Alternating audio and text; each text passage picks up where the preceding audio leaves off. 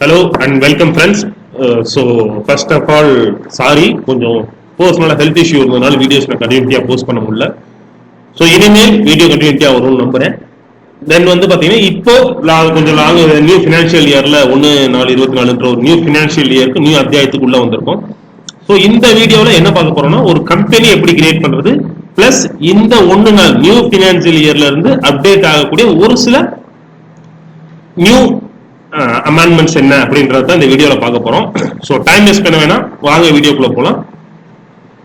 So first thing, இப்போ எனக்குன்னு ஒரு கம்பெனி இருக்குன்னு நியூவா அது எப்படி கிரியேட் பண்றதுன்றப்போ ஃபர்ஸ்ட் டேலி ஓபன் பண்ணி நமக்கு இதுதான் டேலியோட இன்டர்ஃபேஸ். ஸோ இதுல ஃபர்ஸ்ட் ஆப்ஷன் கிரியேட் கம்பெனின்னு இருக்கும். ஸோ இதை கொடுத்தோடனே ஃபர்ஸ்ட் நமக்கு வந்து AMSR associates. So AMSR associates and then நம்மளோட ரெஸ்பெக்டிவ் அட்ரஸ், கம்பெனி நேம் என்னவோ அதை கொடுத்தோம். தென் நம்மளோட ரெஸ்பெக்டிவ் அட்ரஸ்.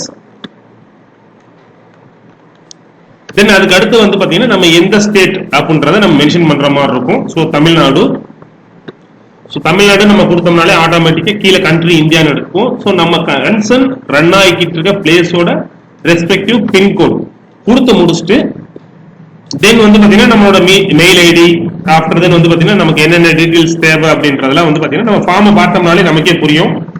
ஸோ இதுல வந்து பாத்தீங்கன்னா மெயினா நம்ம என்டர் பண்ண வேண்டியது இன்கேஸ் நம்ம கம்பெனி இன்வெஸ்ட் இந்த மாதிரி இ-வே-பில் ஜென்ரேஷன்ல இருக்குன்றப்போ கம்பல்சரி நேம் கரெக்டா இருக்கணும், அட்ரஸ் கரெக்டா கிளியரா மென்ஷன் பண்ணணும், then state, country, pincode compulsory.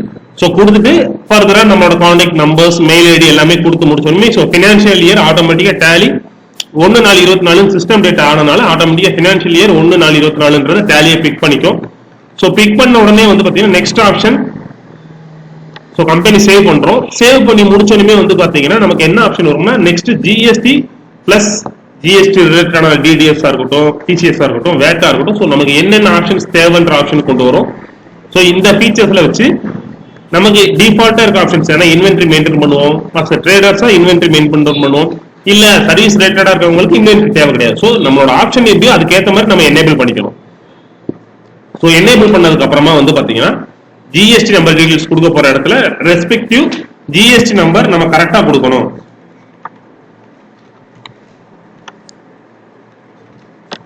So GST number நம்ம கரெக்டா கொடுக்கணும். கொடுத்து முடிச்சுட்டு இந்த இடத்துல இ இன்வைஸ் அப்ளிகபிள், இ இன்வைஸ் இருக்கா இல்லையான்ற ஆப்ஷனை வந்து பாத்தீங்கன்னா இ இன்வைஸ் எஸ்ன்னு கொடுத்துட்டு தென் வந்து பாத்தீங்கன்னா பில் ஃப்ரம் பிளேஸ் திண்டுக்கல் தான். தென் இ-வே பில் டீடைல்ஸ் எல்லாமே கொடுத்து முடிச்சுட்டு பில்ல சேவ் பண்றப்போ வந்து பாத்தீங்கன்னா நெக்ஸ்ட் இந்த வருஷத்துல ஐ மீன் 1/4/24 இருந்து லாஸ்ட் ஒரு 2 வீடியோஸ் வந்து பாத்தீங்கன்னா போஸ்ட் பண்ணிருப்பேன்.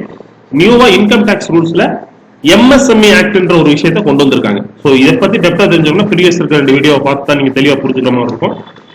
ஸோ அந்த எம்எஸ்எம்இ ஆக்ட்ல வந்து பாத்தீங்கன்னா என்ன சொல்லியிருக்காங்கன்னா நம்ம என்ன கரெக்ட்ல வர்றோம், என்ன இதுல வரோன்றத கேட்டிருக்காங்க. ஸோ அதை மென்ஷன் பண்றதுக்கு எங்க ஒரு ஆப்ஷன் இருக்குன்னா இந்த மோர் டீடைல்ஸ் இருக்குங்களா ரைட் சைட்ல. ஸோ மோர் டீடைல்ஸ்ல போயிட்டு தென் வந்து பாத்தீங்கன்னா ஷோ மோர் கொடுத்தீங்கன்னா இந்த இடத்துல உங்களுக்கு ஒரு ஆப்ஷன் இருக்கும் எம்எஸ்எம்இ ரெஜிஸ்ட்ரேஷன் டீடைல்ஸ் சொல்லிட்டு. ஸோ எம்எஸ்எம்இ ரெஜிஸ்ட்ரேஷன் டீடைல் போயிட்டு நீங்க என்ன கரெக்ட் எம்எஸ்எம்இ ரெஜிஸ்டர் பண்றப்பே வந்து பாத்தீங்கன்னா 3 கரெக்ட் இருக்கும், மைக்ரோ, ஸ்மால், மீடியம் அப்படின்ற 3 ஆப்ஷன் இருக்கும். இதுல எந்த கரெக்ட்ல நீங்க வர்றீங்கன்றத செக் பண்ணிக்கிட்டு ஸோ அந்த கரெக்டை கொடுத்து அந்த நம்பரை கொடுத்து எந்த டேட்ல இருந்து அது அப்ளிகபிள் ஆகணும்ன்றத கொடுத்து சேவ் பண்ணிட்டீங்கன்னா போதும்.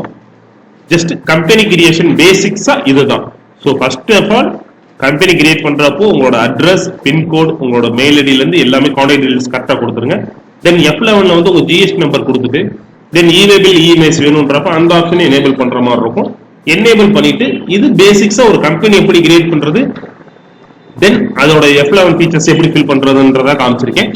ஸோ நெக்ஸ்ட் வீடியோல இந்த எம்எஸ்எம்இ பத்தி ஃபுல் போர்ஷனா ஒரு வீடியோ விடலான் இருக்கேன். ஸோ தேங்க்யூ, தேங்க்ஸ் ஃபார் வாட்சிங்.